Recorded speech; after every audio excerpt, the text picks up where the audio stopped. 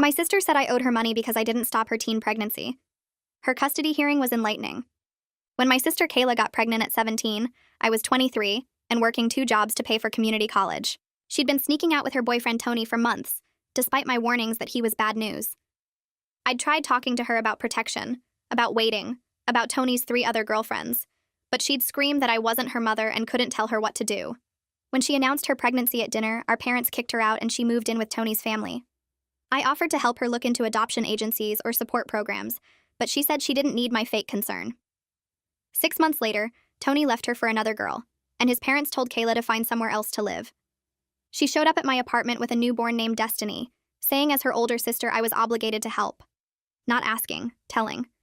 She said if I'd been a better role model and guided her properly, she never would have gotten pregnant, so this was partially my fault. She actually said I owed her for failing as a sister. I let her stay for what I thought would be a few days while she figured things out. Those days turned into months of hell. Kayla expected me to watch Destiny while she went out with friends because she said she was still young and deserved a life. She'd leave for entire weekends, turning off her phone while I had to call out of work to watch her baby. When I complained, she said I should have taught her about responsibility when she was younger, so this was my chance to make up for it. She'd spend the child support money from Tony on clothes for herself, then demand I buy formula and diapers because I had a job. When I said I couldn't afford it, she'd say I should have made sure she stayed in school so she could have a job too, but I'd failed her by not forcing her to make better choices. The mental gymnastics were insane. Everything was my fault for not preventing her pregnancy despite her fighting me every step of the way. My rent was late because I was buying baby supplies. I failed my semester because I missed classes watching Destiny. I lost one of my jobs because I kept calling out. Kayla said these were small sacrifices compared to what she'd given up, and I should be grateful she was letting me be part of Destiny's life. She actually said I was lucky she was giving me a chance to be a proper sister finally. The breaking point was when Kayla applied for government assistance and listed me as Destiny's primary caregiver without telling me. She'd been collecting benefits for months while I was actually raising her kid. She used my address, my income information, everything. When I confronted her, she said I was basically Destiny's mom anyway since I did everything, so it made sense for me to be legally responsible. She said this was my opportunity to have the child I'd probably never have on my own since I was too boring to keep a man. That's when I started keeping records. Every time Kayla left Destiny with me, I wrote down dates and times. Every receipt for baby supplies I bought, saved. Every text where she said she was going out and didn't know when she'd be back, screenshot. Every time she called me mom in front of Destiny because she couldn't be bothered to correct her, recorded. 6 months of detailed documentation of abandonment. Then Kayla made a mistake. She posted online about being a struggling single mom who got no help from anyone, trying to get sympathy and donations from strangers. She said her family had abandoned her and she was raising Destiny completely alone while working 3 jobs. People started sending her money through crowdfunding apps. She'd raised $2,000 on lies when I decided enough was enough. I filed for emergency custody of Destiny. The court date was set and Kayla laughed, saying no judge would give a baby to an aunt over her mother. She didn't take it seriously, didn't even get a lawyer, just showed up in clubbing clothes she'd worn the night before, still smelling like alcohol and smoke. I came with 6 months of evidence and my lawyer cousin Rita, who'd agreed to help after hearing how Kayla had been treating me. The judge asked Kayla basic questions about Destiny's routine. She didn't know what formula she used, what size diapers she wore, when her last doctor's appointment was. When asked about Destiny's favorite toy, Kayla guessed wrong. The judge asked where Destiny was during Kayla's 3 jobs she'd claimed online, and Kayla stammered that I watched her sometimes. That's when Rita presented the evidence. Requested Reds is on Spotify now. Check out link in the description or comments. Rita opened the binder with deliberate slowness, letting the pages fan out so everyone could see how thick it was. The judge leaned forward slightly as Rita started pulling out receipts, laying them across the table in neat rows. Each one showed my name, my card number, my purchases, formula, diapers, baby wipes, clothing in gradually increasing sizes as Destiny grew. Rita pointed to the dates, explaining how they matched up with text messages, where Kayla said she was going out and didn't know when she'd be back. The judge picked up one receipt dated from 3 months ago, a grocery store purchase at 2 in the morning because Destiny had run out of formula, and I'd had to leave my overnight shift to buy more. Rita showed the text from that same night where Kayla said she was at a club downtown and her phone was dying. Kayla's face went pale as Rita kept pulling out more evidence, stacking it higher. 6 months of documentation spread across the table like proof of a crime. The timestamps on the receipts matched the screenshots of Kayla's social media posts, showing her at parties, at bars, at concerts, always smiling and carefree while I was home changing diapers. Rita presented the calendar I'd kept. Every single day marked with either a K for when Kayla was actually home with Destiny, or an N for when I was the one doing everything. The pattern was obvious. Weeks would go by with nothing but N's, then maybe 1 or 2 K's before another long stretch of me being the only parent. The judge studied the calendar without speaking, her finger tracing along the rows of letters.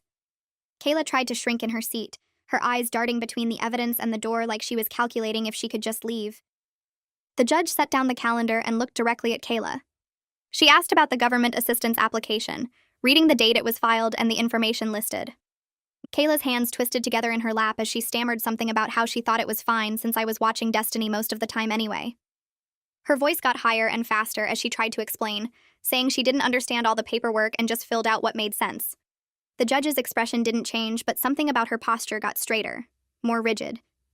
Rita didn't wait for Kayla to finish. She pulled out another stack of papers showing the benefits Kayla had collected over 5 months, the dollar amounts highlighted in yellow. Then Rita showed my bank statements from those same months, pointing out overdraft fees and late payment charges because I'd been buying everything Destiny needed while Kayla pocketed the assistance money meant for childcare. The judge asked Kayla directly what she'd spent the benefit money on, if not Destiny's care. Kayla opened her mouth, but nothing came out. She looked at me like I might help her, might give her the right answer, but I just sat there with my hands folded on the table. Rita filled the silence by presenting copies of Kayla's credit card statements, showing purchases at clothing stores, makeup counters, and bars on the same dates the benefits were deposited. The judge's jaw tightened visibly. Rita moved to the crowdfunding campaign next, pulling up Kayla's posts on a tablet and turning it so the judge could read. The judge put on reading glasses and scrolled through Kayla's feed, her lips pressing into a thin line. She read one post out loud, her voice flat and professional, but somehow making every word sound worse. Kayla had written about being completely alone, about her family turning their backs on her, about working 3 jobs just to keep her baby fed. The judge looked up from the tablet and asked Kayla to name one of those 3 jobs. The courtroom went quiet. Kayla's mouth opened and closed like she was trying to form words but couldn't figure out which ones to use. She said something about babysitting sometimes and doing some online work, but couldn't provide any details when the judge pressed. Rita showed the judge the crowdfunding total, $2,000 raised on completely false claims. The judge asked if Kayla had reported that income, and Kayla's silence was answer enough. Rita presented screenshots of messages from people who donated, people saying they hoped things got better for her, people offering prayers and support to a single mom they thought was struggling alone. The judge's expression shifted from stern to something closer to disgusted. Kayla started crying, her shoulders shaking as tears ran down her face. She said she was desperate, that she didn't know what else to do, that everything had fallen apart, and she just needed help. Her voice broke on the last word, and for a second she almost sounded genuine. The judge waited for Kayla to finish crying before asking why she hadn't asked her family for help, instead of lying to strangers online. Kayla glanced at me and something flickered across her face that I'd never seen before, something that looked like actual shame instead of her usual defensiveness. She mumbled something about pride and not wanting to admit she'd failed. The judge asked if she understood that fraud was a crime, not just a mistake made out of desperation. Kayla nodded but kept her eyes down, her hands wiping at her wet cheeks. Rita remained perfectly still, letting the moment stretch out so the judge could see exactly who Kayla was under all the excuses. Haley Wagner stood up from her seat at the side table, carrying a folder that looked almost as thick as Rita's binder. She introduced herself to the judge as the guardian ad litem assigned to represent Destiny's interests in this case. The judge nodded for her to proceed. Haley opened her folder and began reading from her preliminary report, her voice steady and matter-of-fact.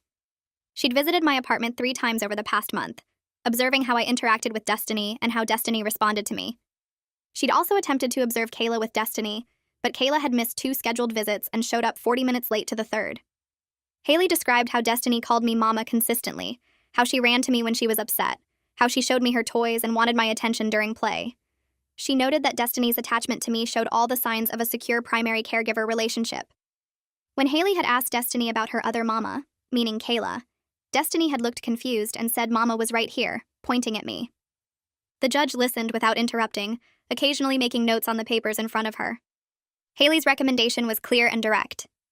I should receive temporary custody while a full evaluation was completed over the next several months.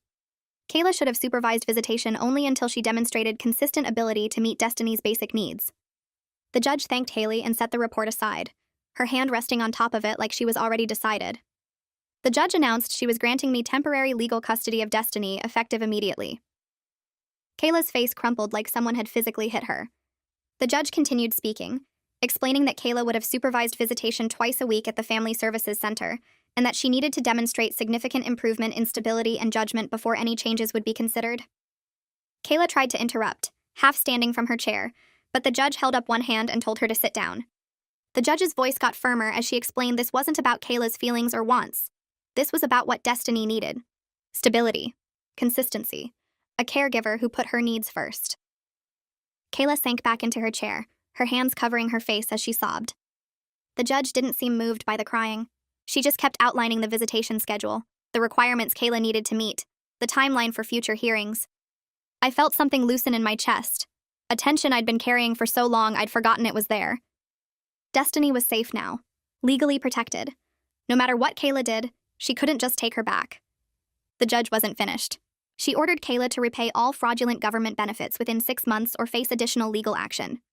Then she said she was referring the crowdfunding fraud to the prosecutor's office for review of potential criminal charges. Kayla's head snapped up, her eyes wide with fresh panic. She started to say something, but the judge cut her off, saying the court had no discretion in cases of potential fraud. Rita squeezed my hand under the table. I wanted to feel bad for Kayla, wanted to feel guilty about what was happening to her, but mostly I just felt tired and relieved. She'd done this to herself. Every choice, every lie, every time she'd blamed me instead of taking responsibility. This was the consequence she'd been avoiding for almost 2 years. Kayla looked at me across the courtroom and I saw anger there now, cutting through the tears. She thought I'd betrayed her, thought I'd destroyed her life on purpose. She didn't understand that I'd just stopped letting her destroy mine.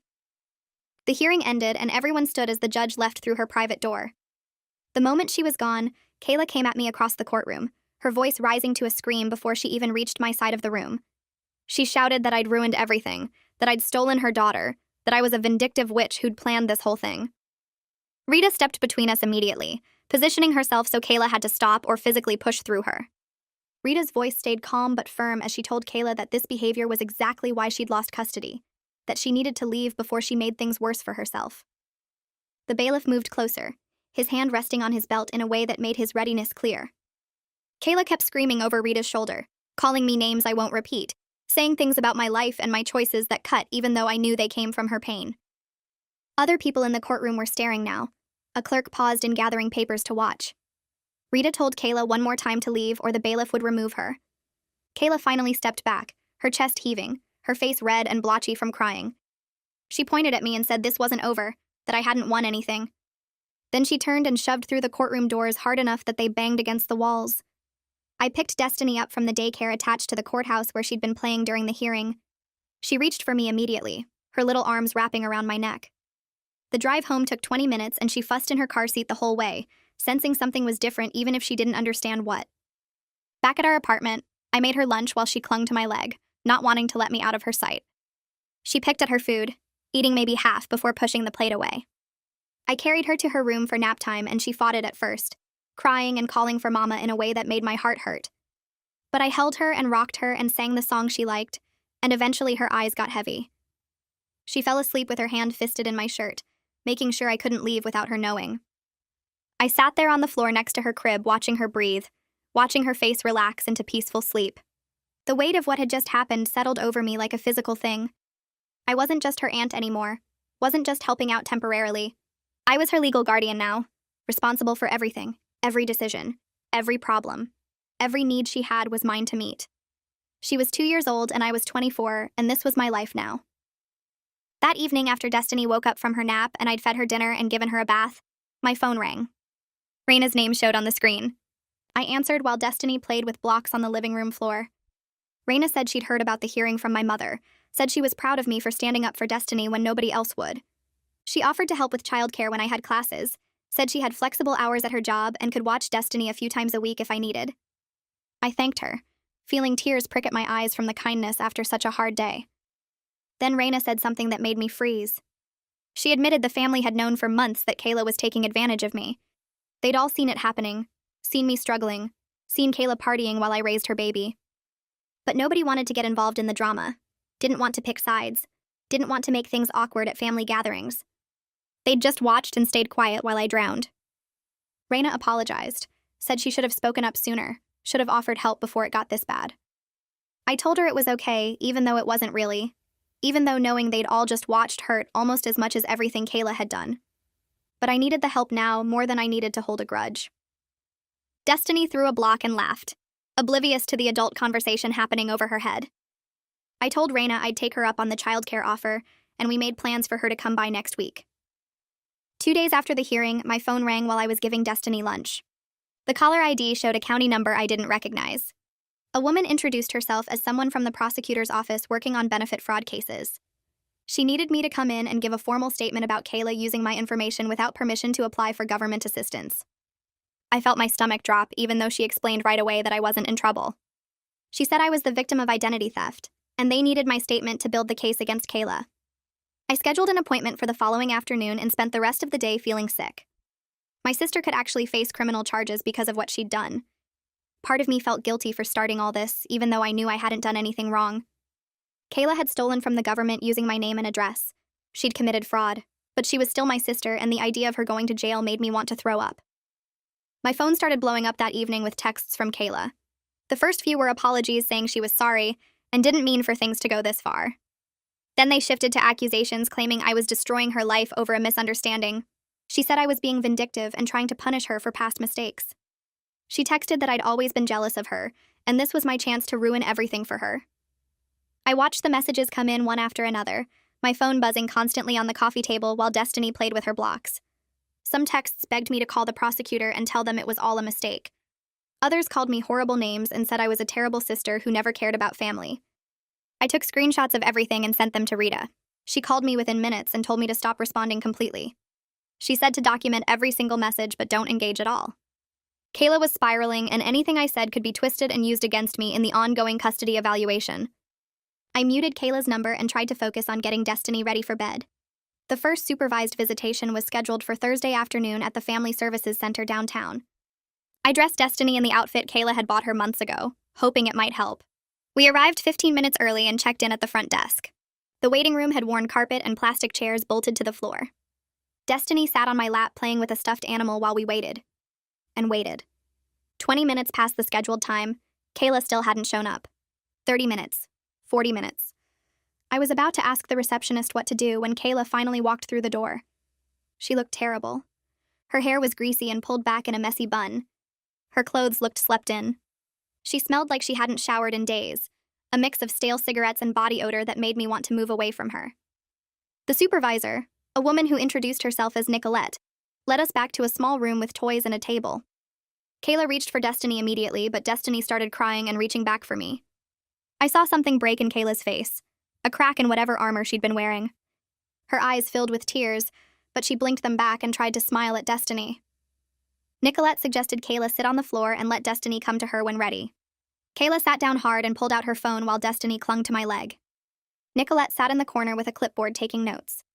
I watched her write things down every few minutes, her pen moving steadily across the page. Kayla tried to get Destiny interested in toys, but she didn't know which ones Destiny liked. She held up a doll and Destiny shook her head.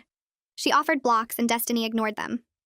When Destiny finally did start playing, she stayed near me, occasionally looking back to make sure I was still there. Kayla spent most of the hour scrolling on her phone, glancing up every so often to see what Destiny was doing. She tried to pick Destiny up once and Destiny screamed so loud that Nicolette had to intervene.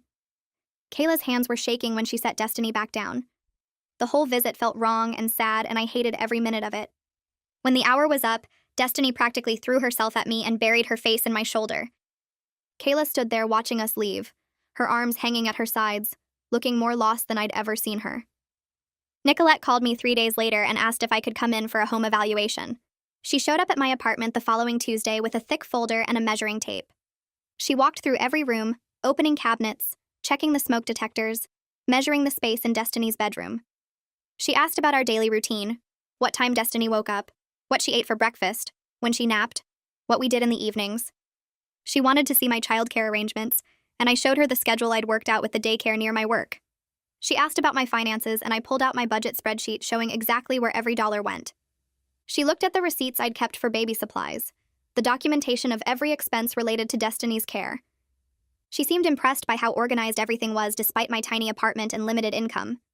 She made notes constantly, her handwriting small and neat, filling page after page in her folder. Nicolette asked about my plans for the future. and I felt my throat get tight.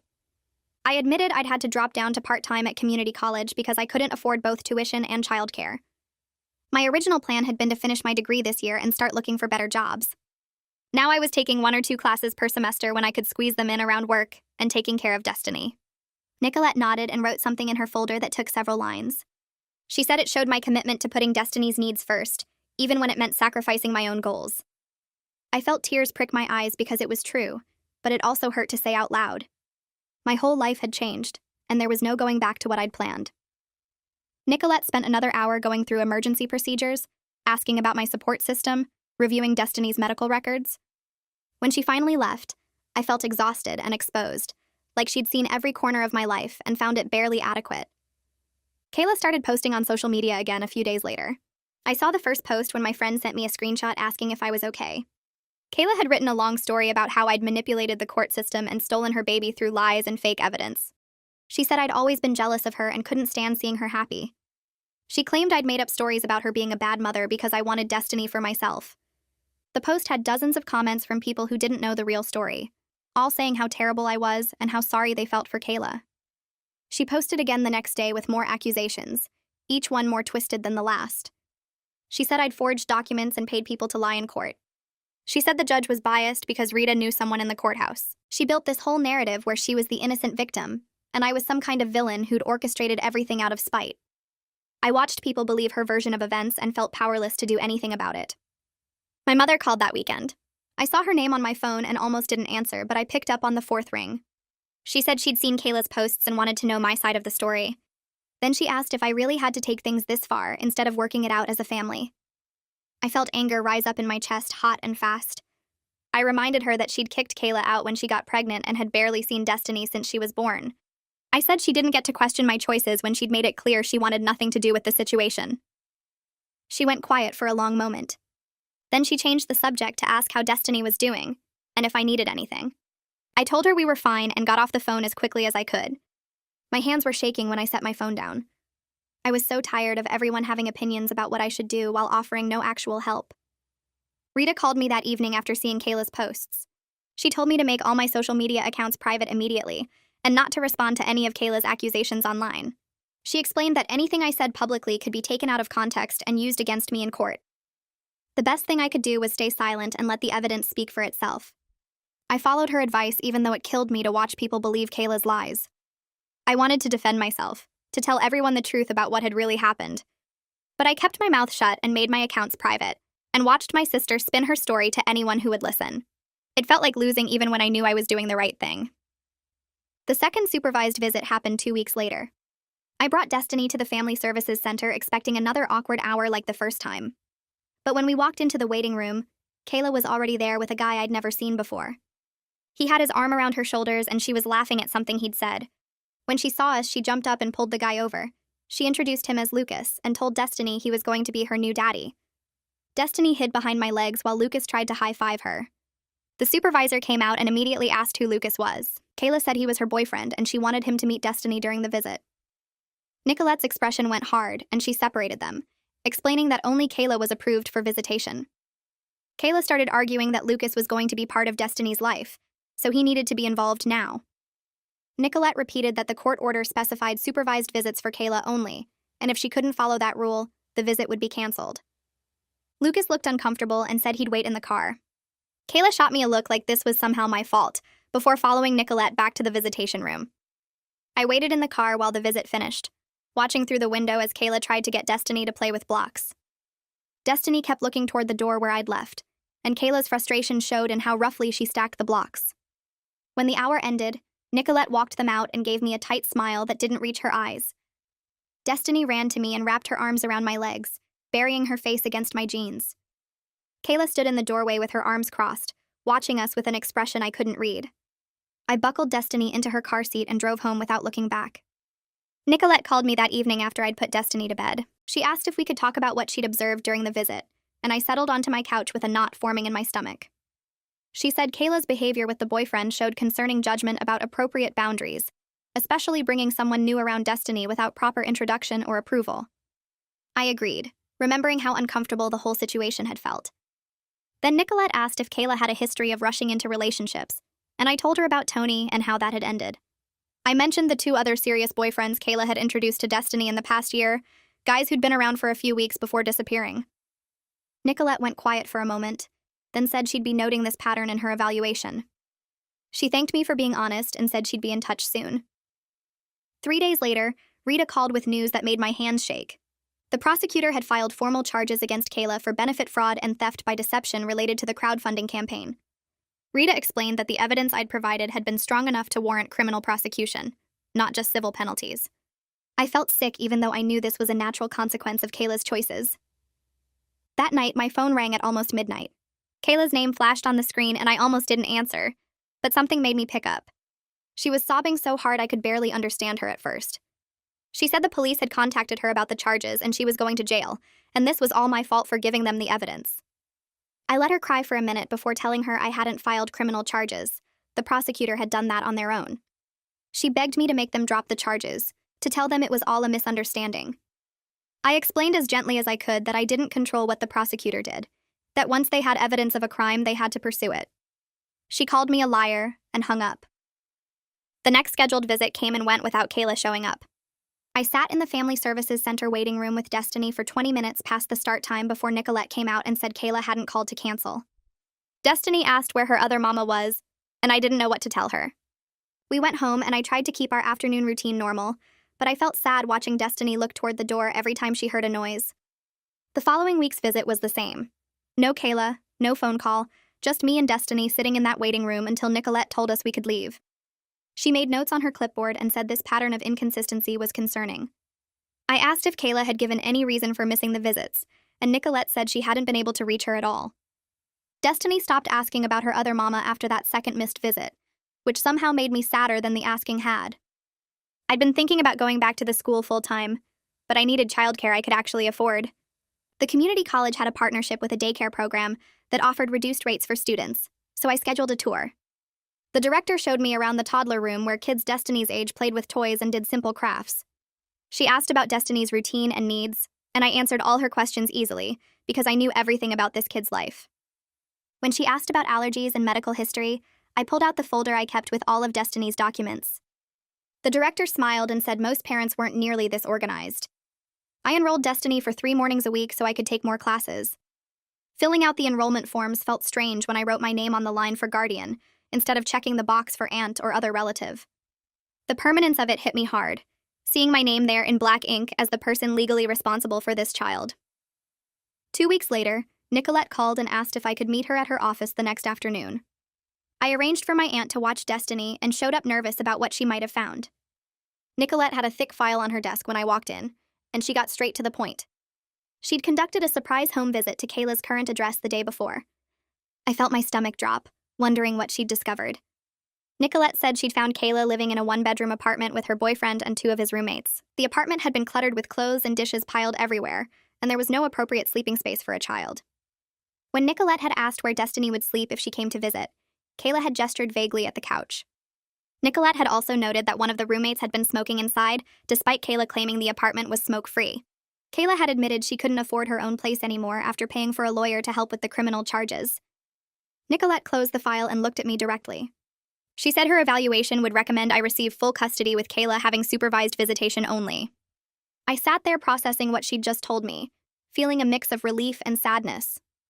Nicolette explained that Kayla had shown no meaningful progress in addressing the concerns that led to the temporary custody order.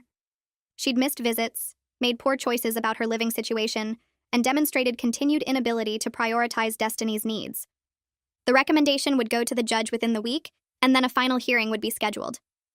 I thanked Nicolette for being thorough and honest, and she said she was just doing what was best for Destiny. Walking to my car, I felt the weight of knowing this was really happening. Kayla was going to lose custody permanently, and I was going to become a mother at 24 to a child I'd never planned to raise. Kayla must have found out about the recommendation because 3 nights later I woke up to pounding on my apartment door. I checked my phone and saw it was 11 at night. Through the peephole, I could see Kayla with her face red and streaked with tears, demanding to see Destiny. I called Rita first, keeping her on the phone while I decided what to do. Rita told me not to open the door and to call the police immediately. I dialed while Kayla kept pounding and yelling that I'd stolen her daughter and ruined her life. The neighbor's lights started coming on. When I told the dispatcher my sister was violating a custody order by showing up at my home, she said officers were on their way. Kayla was still pounding when I heard sirens. I watched through the peephole as 2 officers talked to her and she pointed at my door while crying. They walked her to their car and I saw her get in the back seat. One officer came to my door and I opened it with Rita still on the phone.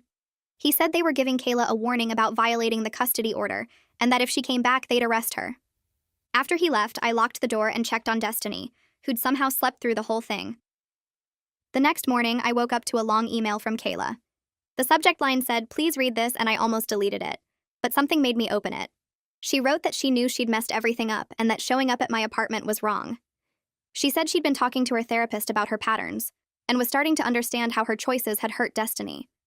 She wanted to enroll in parenting classes and commit to regular therapy to prove she could change. The email sounded different from her usual blame and excuses, more genuine and self-aware. She asked if I would support her getting more visitation if she showed consistent improvement over time. She said she understood why I had custody and that Destiny deserved stability, but she wanted to be a real mom eventually. I read the email 3 times, feeling torn between hope that she might actually be changing and doubt based on all the times she'd made promises before. I called Rita and read her the email over the phone. Rita listened without interrupting, then asked what I wanted to do. I admitted I had conflicting feelings about wanting to help my sister, while also protecting Destiny from more disappointment and instability. Rita reminded me that Kayla had made promises before and broken them, that words were easy, but actions were what mattered. She said my primary responsibility was to Destiny's well-being, not to Kayla's feelings or my own guilt about the situation. We talked for almost an hour about boundaries and realistic expectations.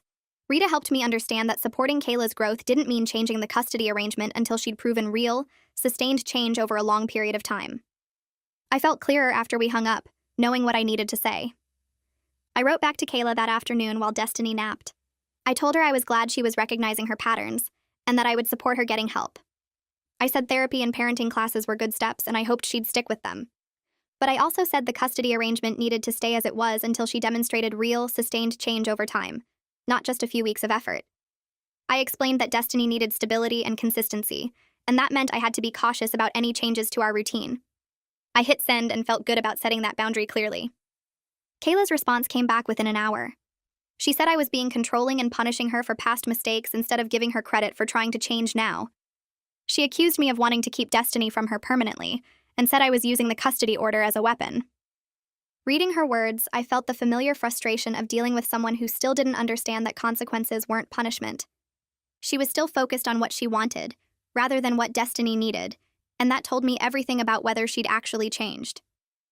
I didn't respond right away because I wanted to see if she'd actually follow through. Over the next week, photos started showing up in my email. Kayla sitting in a classroom with other parents, workbooks open in front of her. Kayla in a waiting room with forms on a clipboard. Screenshots of appointment confirmations for therapy sessions. Each one came with a short message saying she was trying, that she wanted to prove herself. I saved them all in a folder but didn't change anything about the custody arrangement or my expectations. When she asked if I'd noticed her progress, I told her I had and that I was glad she was taking these steps. But that real change meant sticking with it for months, not weeks. She got frustrated fast, texting back that she was doing everything right and I still wouldn't give her credit. She'd expected me to immediately reward her for showing up to a few classes, like that erased everything she'd done before. My phone rang late on a Tuesday while I was making dinner with Destiny playing at my feet. Unknown number, but I answered anyway. Tony's voice came through, awkward and hesitant, asking how I was doing. We hadn't spoken since before I filed for custody, and hearing him now felt strange. He asked about the custody situation, whether things had been decided yet, whether he needed to get involved somehow. I told him the truth, that I had temporary custody and the final hearing was coming up, and that if he wanted visitation, he could pursue it through the proper legal channels.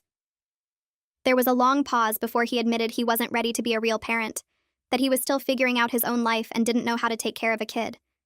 He just wanted to make sure Destiny was okay, that she was safe and being looked after properly. I assured him she was fine, that she was healthy and happy and had everything she needed. He thanked me and said he'd keep paying child support, but probably wouldn't push for visitation right now. The call ended and I felt a weird mix of relief and sadness, knowing Destiny's father was basically admitting he couldn't step up. Rita called me the following week with news about the fraud case. The prosecutor had offered Kayla a plea deal that would keep her out of jail if she agreed to repay all the fraudulent benefits she'd collected. complete 200 hours of community service, and stay on probation for 2 years. Rita explained this was actually generous considering the charges could have resulted in jail time, and that Kayla should take it. I asked what would happen if she didn't, and Rita said they'd go to trial and she'd probably lose given the evidence. A few days later, Rita confirmed Kayla had accepted the deal. She'd signed the papers and agreed to the repayment schedule, though Rita mentioned Kayla had complained the whole time about how unfair it was. At least it meant Destiny wouldn't have to deal with her mother being in jail, which felt like the best outcome for a bad situation. Destiny had a regular checkup scheduled with her pediatrician, routine stuff I'd been handling since I got custody. The doctor did the usual measurements and checks, asking questions about her eating and sleeping and behavior. Then she mentioned something that made my stomach drop. She'd noticed some delays in Destiny's development, things that suggested she might not have gotten consistent care in her first year. Speech was a little behind where it should be, and some of her motor skills weren't quite at the expected level for her age. The doctor said it wasn't anything major, but she recommended early intervention evaluations to make sure we caught any issues before they became bigger problems. I scheduled the appointments right there in the office, but the whole drive home I felt guilty.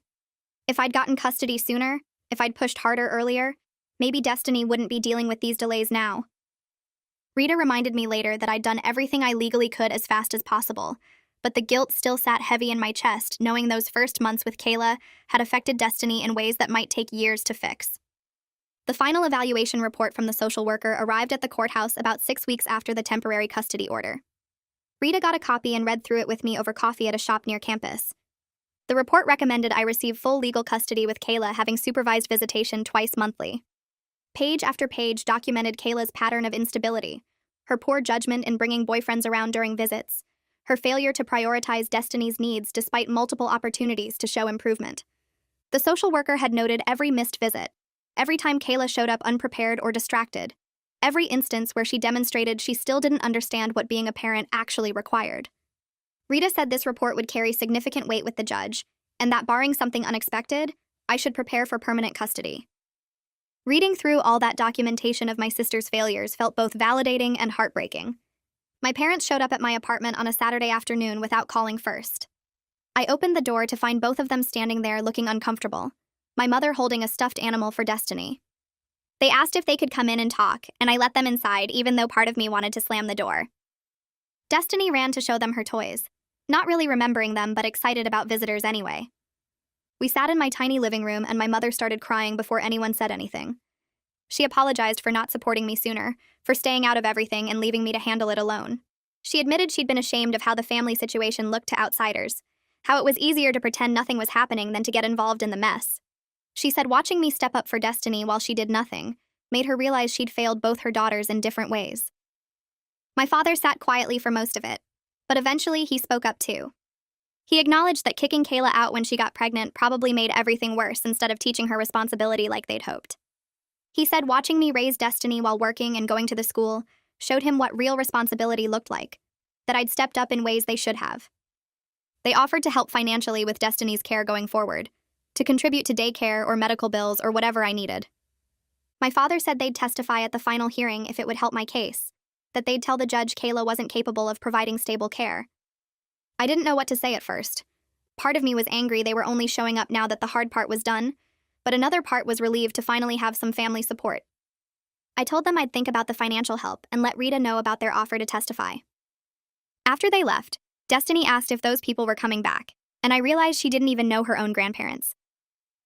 8 weeks after starting her parenting classes, Kayla completed the program, and her therapist wrote a letter for the court file.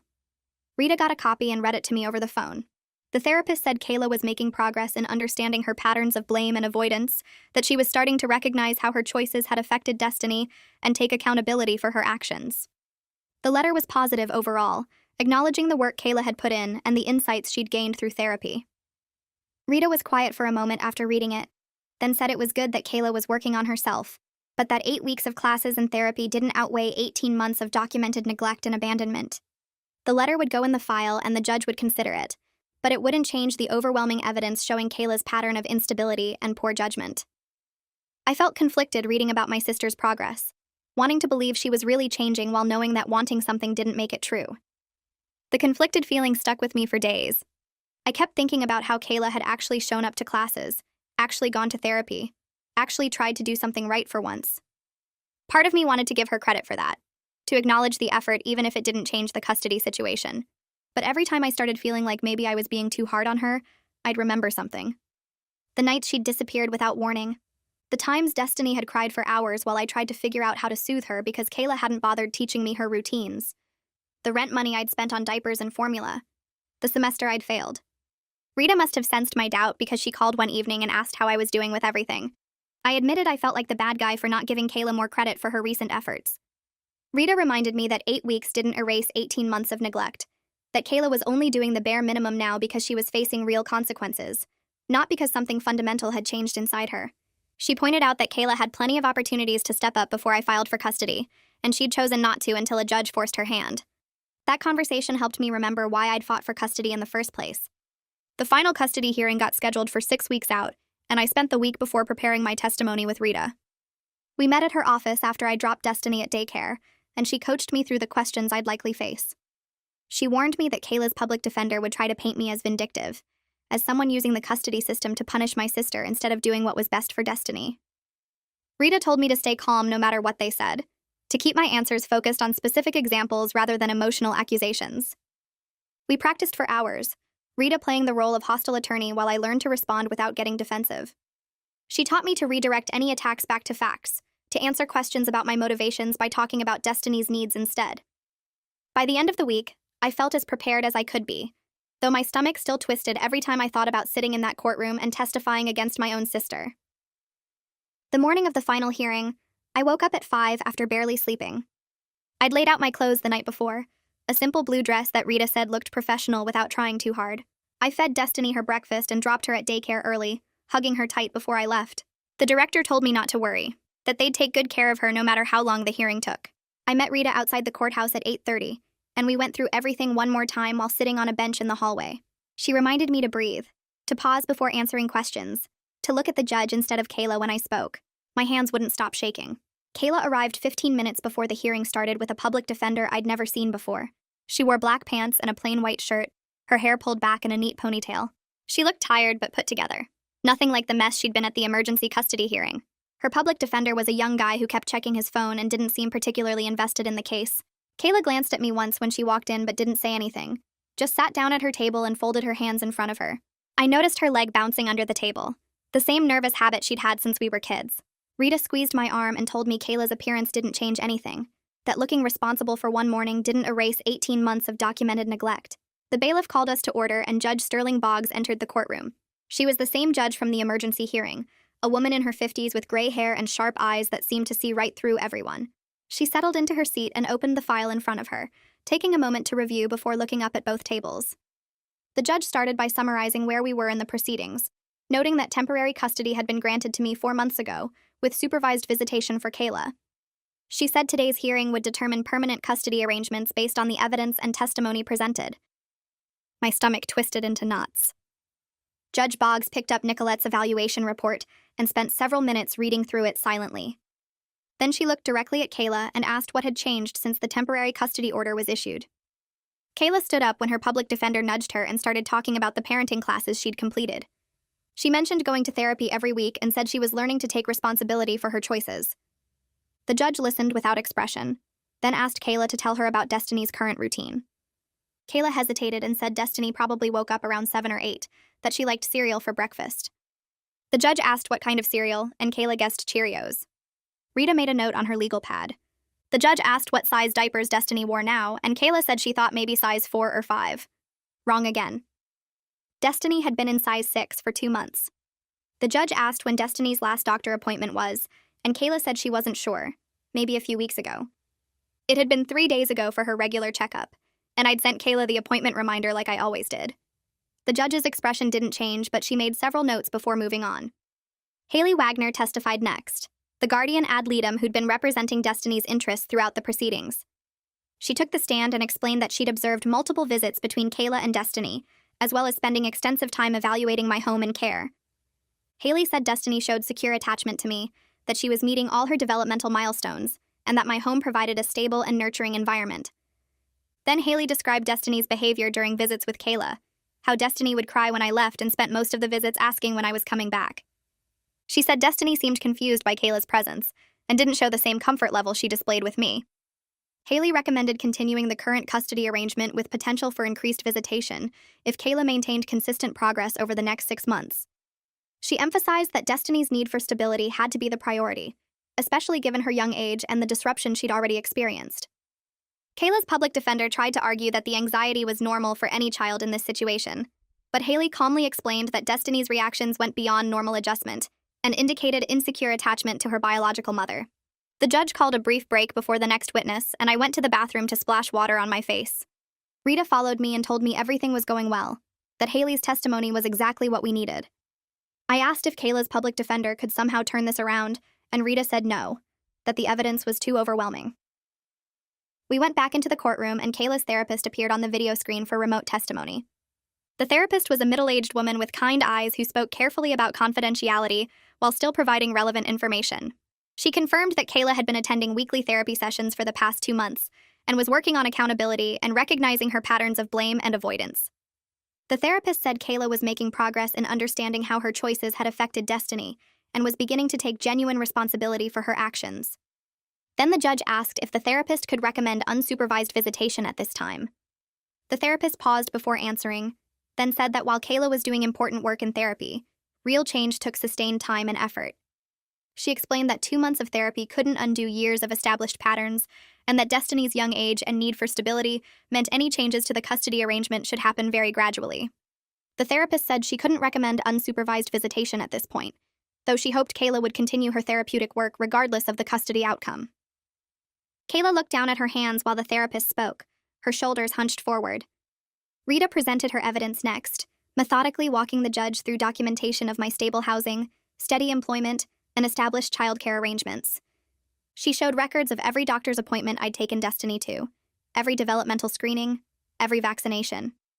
Rita presented my pay stubs and bank statements showing how I'd budgeted to provide everything Destiny needed despite my limited income. She talked about the early intervention services I'd arranged when Destiny's pediatrician noted some developmental delays, and how Destiny was already showing improvement with consistent support.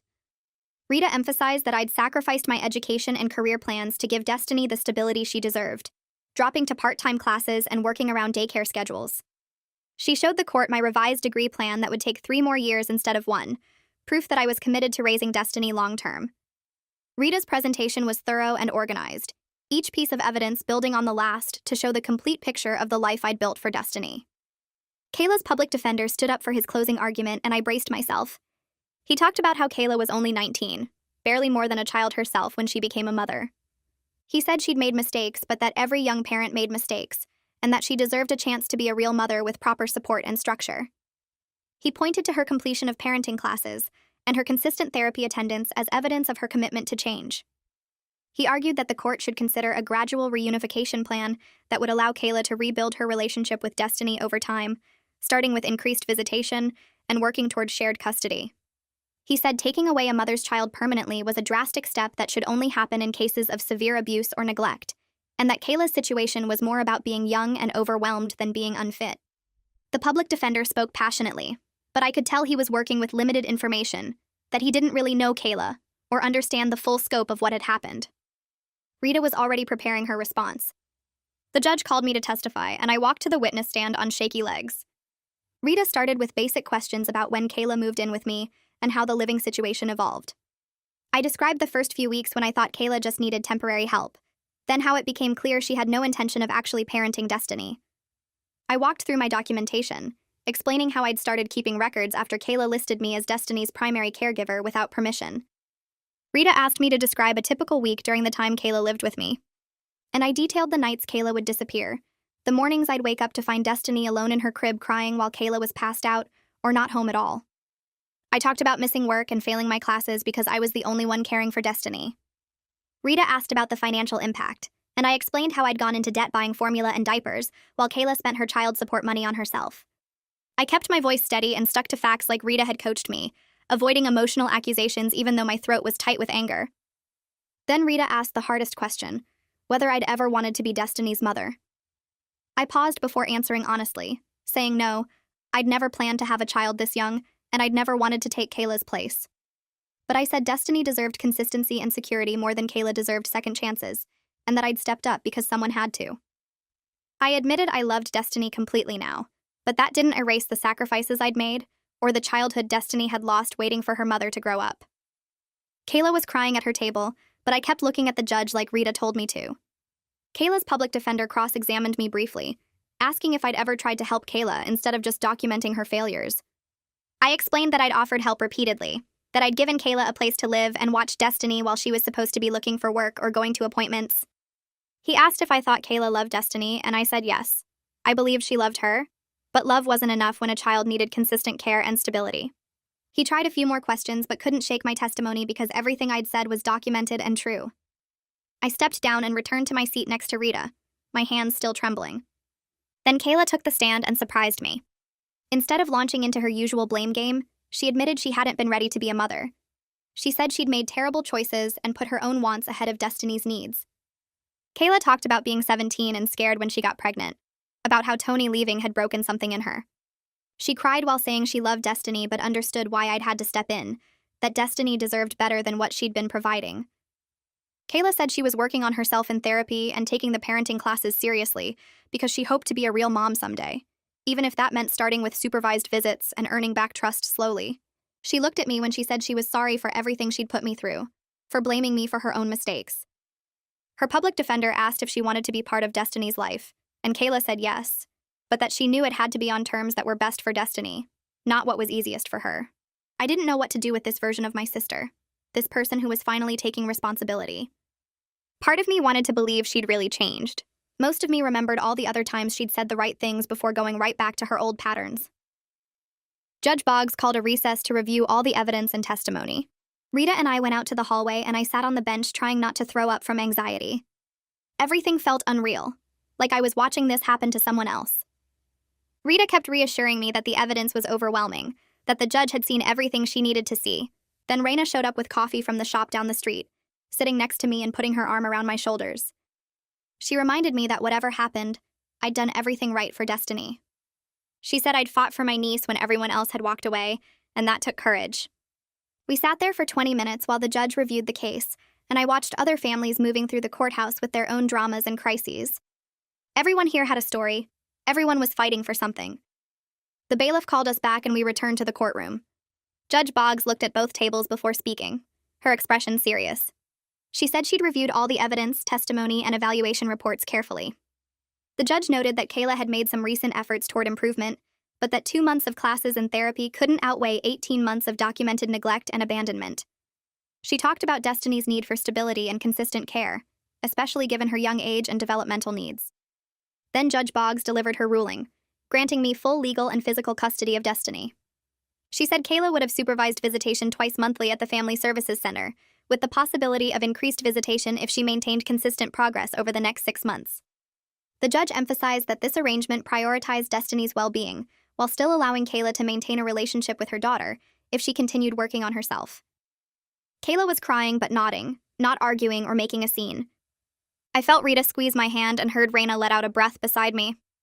The judge added conditions to Kayla's visitation, requiring her to continue therapy and complete follow-up parenting education. She said the case would be reviewed in 6 months to assess whether any modifications were appropriate. Then it was over. I had full custody of Destiny. The judge continued, saying Kayla needed to finish her probation requirements and keep going to therapy. She had to show up for every visit with Destiny for 6 months straight and prove her life was stable before she could ask for more time.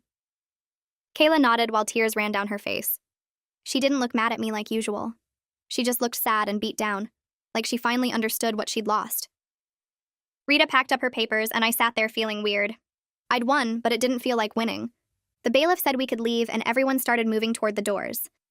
I picked up my bag and walked out into the hallway where the fluorescent lights were too bright. My Aunt Raina hugged me and said she was proud. Rita squeezed my shoulder and said she'd call me later about the paperwork. Then Kayla came up to me. Her mascara was smudged and she looked smaller somehow, like the fight had gone out of her. She said she was sorry for everything she'd put me through. She said Destiny was lucky to have me. Her voice cracked when she asked if we could still be sisters even though she'd lost custody. I told her I hoped so, but that rebuilding trust takes time. She nodded and wiped her eyes and walked away with her public defender. I picked up Destiny from the daycare center where she'd been during the hearing. She ran to me yelling "Mama" and wrapped her arms around my legs. I buckled her into her car seat and drove us home through afternoon traffic. When we got to my apartment, I carried her inside and set her down. She went straight to her toy box like always. I stood in the kitchen looking at her playing on the living room floor. The permanence of everything hit me hard right then. I was her legal mother now, not just her temporary guardian. I was 24 years old, single, working part-time at a grocery store, and now I was solely responsible for raising a toddler.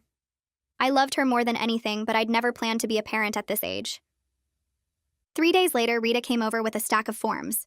She helped me file for child support from Tony since I was now Destiny's legal guardian. We also went through the application for benefits I was actually entitled to now. The financial support would help with rent and groceries and daycare costs.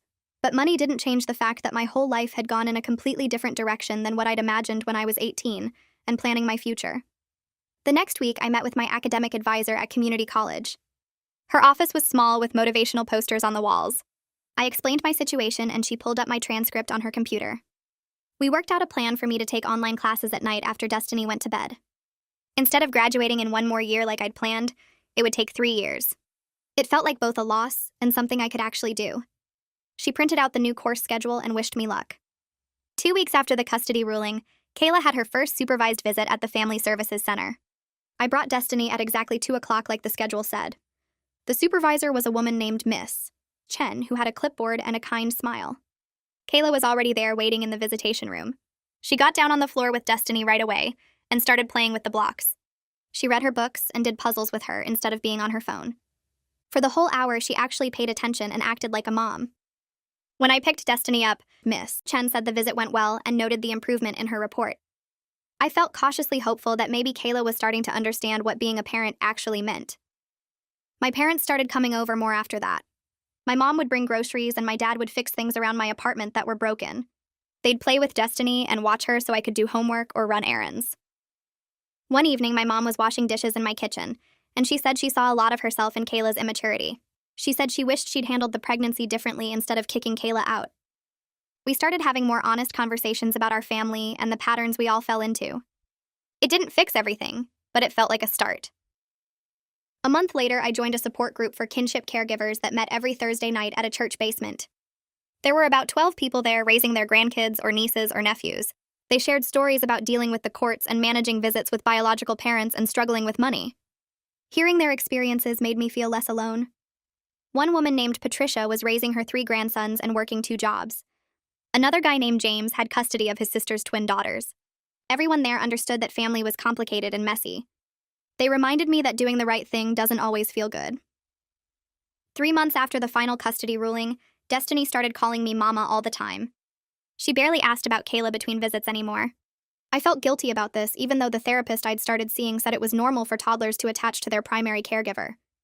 I made sure to show Destiny photos of Kayla on my phone and talk about her in positive ways. I'd say things like, "Your other mama loves you very much, and she's working hard to be the best mama she can be." Destiny would look at the pictures and say, "Okay," and then go back to playing. 4 months after everything, Kayla's therapist sent a progress report to the court saying she was doing well. Kayla had gone to every single supervised visit without missing one. She'd finished all her probation requirements and paid back some of the money she owed. She got a job at a retail store in the mall, folding clothes and working the register. She moved into her own studio apartment and sent me pictures of it. The apartment was small but clean, with a bed and a table and a TV. She texted asking if I was proud of her. I texted back saying I was proud of her efforts and I hoped she kept building a stable life. I texted back that I was proud of her work and hoped she kept going. Then I added that custody wouldn't change anytime soon. She needed to know I wasn't going to flip everything just because she'd been doing better for a few months. Her reply came fast. She said she understood and that she had to prove herself over time. She wrote that Destiny's well-being came first, and she got that now. Reading those words from Kayla felt strange.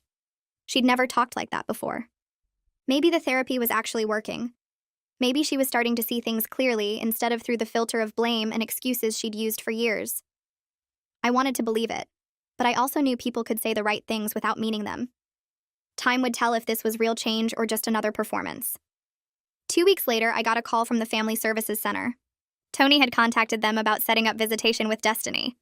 The supervisor said he'd completed the required background check and parenting class and wanted to start his twice-monthly visits. I felt weird about it. Tony had barely been around since Destiny was born. He sent child support because the court made him, but he'd never asked to see her before. Now suddenly he wanted to be a dad. The supervisor scheduled his first visit for the following Saturday at 10 in the morning. I brought Destiny to the center and Tony was already there in the visitation room. He looked nervous. His hands kept moving and he couldn't seem to figure out where to stand. When Destiny saw him, she hid behind my legs. She didn't remember him. The supervisor gently encouraged her to go play, and Tony got down on the floor with some blocks. He tried to build a tower but kept knocking it over. Destiny watched him for a minute, then slowly walked over and handed him a block. Something in my chest loosened watching them. Tony wasn't good at this. He was awkward and uncertain and clearly had no idea what he was doing. But he was trying. He read her a book with all the voices wrong and she giggled. He pushed her on the little indoor swing and she squealed. By the end of the hour, they were playing peekaboo, and Destiny was calling him daddy, even though she probably didn't understand what that meant. The supervisor noted that the visit went well. Tony asked when he could come back and scheduled his next visit for 2 weeks later. Driving home with Destiny asleep in her car seat, I thought about how messy this whole situation was. Kayla was trying to get her life together. Tony was finally stepping up. My parents were involved again. Even with all the pain and dysfunction and legal battles, Destiny had people who cared about her. That had to count for something. 6 months passed. Kayla kept going to therapy and showing up for her visits. Tony came every 2 weeks like clockwork. My parents helped with babysitting and brought groceries. Raina checked in regularly to see how we were doing. Slowly, something that almost felt like normal started to form. Then Destiny's 3rd birthday came. I spent a week planning a small party at my apartment.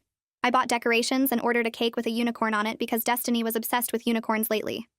I invited Kayla and Tony and my parents and Raina. Part of me expected someone to cancel or start drama or ruin everything like usual. But the day came and everyone showed up. Kayla arrived first with a wrapped present and a nervous smile. She'd bought Destiny a stuffed unicorn that was almost as big as Destiny herself. Destiny hugged it immediately and dragged it around the apartment. Tony came next with a card and some books. My parents brought more food than we could possibly eat. Raina set up the decorations while I finished getting everything ready. For a few hours, we almost felt like a normal family. Kayla helped serve cake without complaining. Tony played with Destiny and the other kids from the building I'd invited. My parents took pictures and laughed at Destiny's excitement over every present. Nobody fought. Nobody brought up the custody battle or the court or any of the painful history between us. We just celebrated a little girl turning 3. When it was time for cake, everyone gathered around. Destiny stood on a chair so she could reach the candles. Her face was already smeared with frosting from sneaking tastes earlier. I lit the 3 candles and we all sang happy birthday. Watching her blow them out with everyone cheering, I felt something shift inside me. My 20s were supposed to be different.